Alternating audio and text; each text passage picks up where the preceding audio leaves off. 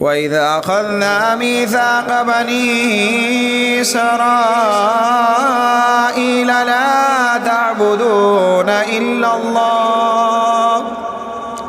وبالوالدين إحسانا وذي القربى واليتامى والمساكين وقولوا للناس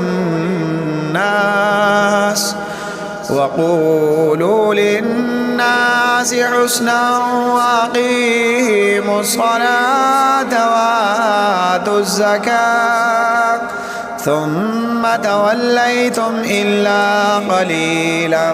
منكم وأنتم معرضون وإذ أخذنا ميثاقكم لا تسفكون دماءكم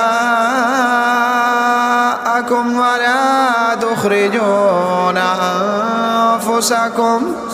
أنفسكم من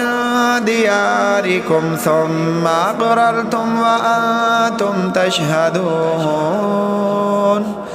ثم أنتم هؤلاء تقتلون أنفسكم وتخرجون فريقا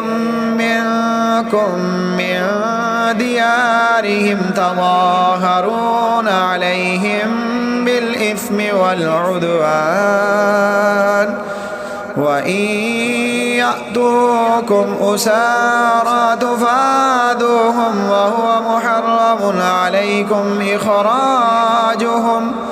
أفتؤمنون ببعض الكتاب وتكفرون ببعض فما جزاء من يفعل ذلك منكم إلا خزي في الحياة الدنيا